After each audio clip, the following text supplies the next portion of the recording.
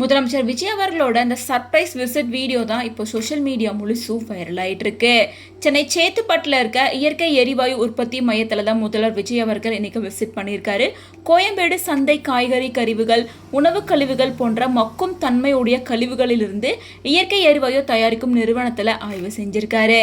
மக்கும் குப்பையிலிருந்து இயற்கை எரிவாயு தயாரிக்கிற தென்னிந்தியாவோட முதல் 100 டன் சிஎன்ஜி மையம் இது. இந்த ஆலையில நாளுக்கொன்று சுமார் 100 டன் உணவு காய்கறி கழிவுகளை மறுசுழற்சி செய்யற வேலை நடந்துட்டு இருக்கு. திடக்கழிவு மேலாண்மையின் ஒரு பகுதியான காய்கறி போன்ற மக்கும் கழிவுகள் இயற்கை எரிவாயு உற்பத்தி செய்யப்படுகிறது. சுத்திகரிக்கப்பட்ட இயற்கை எரிவாயு உணவகங்கள், வாகன எரிபொருள் நிலையத்துக்கு எல்பிஜி சிலிண்டராக மாற்றி இயற்கை எரிவாயுவை மாற்றி தரப்படும். ஸோ இந்த எக்ஸ்பிளனேஷன் எல்லாத்தையுமே முதலமைச்சர் விஜய் அவர்கள் கேட்டு தெரிஞ்சுக்கிட்டு எல்லா வேலையும் சரியாக நடக்குதா அப்படின்னு இன்ஸ்பெக்ஷன் பண்ணியிருக்காரு. இந்த வீடியோ தான் இப்போ சோஷியல் மீடியா முழுசும் வைரல் ஆகிட்டு இருக்கு.